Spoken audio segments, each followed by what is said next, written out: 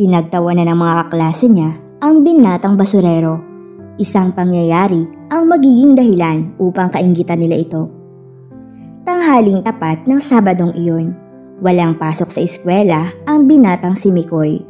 Kaya naman umaga pa lang ay iginugol na niya ang kanyang oras sa pangangalakal ng basura. Tuwing Sabado't Linggo, ito ang ginagawa ni Mikoy upang may maibaon siya at ang kanyang mga kapatid sa eskwela. Mahirap lamang kasi ang kanyang pamilya at gusto niyang tulungan ang kanyang mga magulang. Kahit papaano kasi ay kabawasan na rin sa kanilang mga gastusin kung siya na ang sasagot sa baon nilang magkakapatid sa pang-araw-araw. Ngunit ang hindi inaasahan ni Mikoy na mga sandaling yon ay madadaanan siya ng kanyang mga kaklase na kapwa niya 17 taong gulang. Nasa huling baitang na sila ng senior high school, kaya naman karamihan sa mga kaklase niya ay malalakas mang asar. Napagdiskitahan siya ng mga ito nang makita na nangangalakal siya ng basura.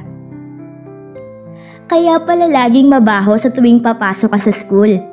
Iyon pala'y basurero ka, tumatawang pag-aalas ka sa kanya ng kaklaseng si June. Malakas namang tumawa ang mga kabarkada nito na nakipag-high five pa sa binata. Oo nga, amoy bulok, sulsul pa ng isa pa. Wala nang nagawa si Mikoy kundi ang mapailing sa inaasta ng kanyang mga kaklase. Talagang wala silang masabing maganda sa kanya. Noon pa man ay madalas na siyang pagdiskitahan ng mga ito dahil hindi naman siya lumalaban. Ang totoo ay ayaw niya lamang ng gulo dahil iniiwasan niyang madismaya sa kanya ang kanyang mga magulang. Ayaw niyang bigyan pa sila ng problema kaya hanggat maaari ay tinitiis niya ang ganitong pag-uugali ng ibang kaedad niya. Iniisip na lamang niya na mapalad pa rin siya dahil naturuan siya ng kanyang mga magulang ng magandang asal.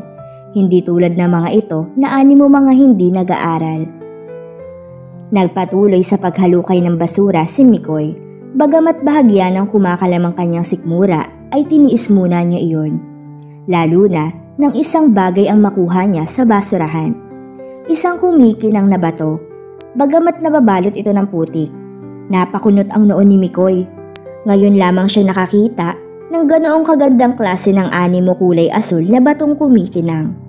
Kaya naman nilinis niya ang palibot nito at doon ay lumabas na animo ito isang diamante. Biglang kumalabog ang dibdib ni Mikoy. Minsan na kasi nilang napag-aralan ang tungkol sa ganitong uri ng mahalagang bato.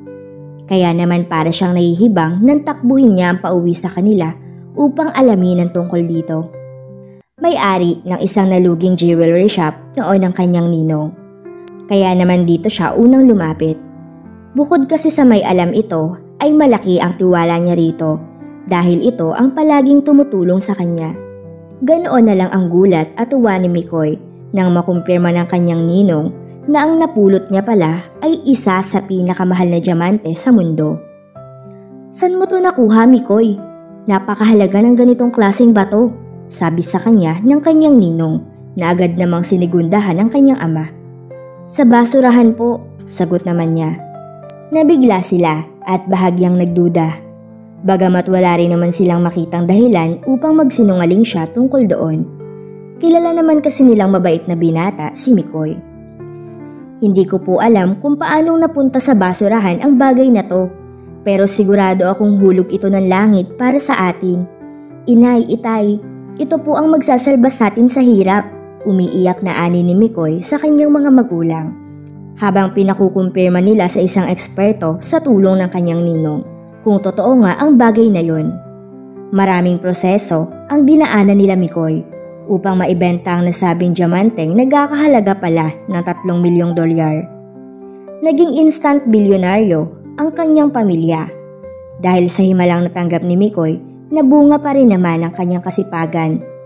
Nang mabalitaan ang kanyang mga kaeskwela ang nangyari, ay labis ang pagsisisi nila.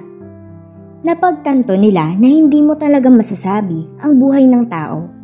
Minsan, kung sino pa ang iyong inaapi at hinuhusgahan, ay sila pa yung mapalad sa buhay.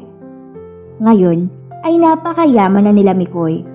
Ang perang nakuha nila mula sa pagbebenta ng nasabing bato ay ginamit nila upang gumanda ang kanilang buhay at makatulong sa mga kapwa nila mahihirap.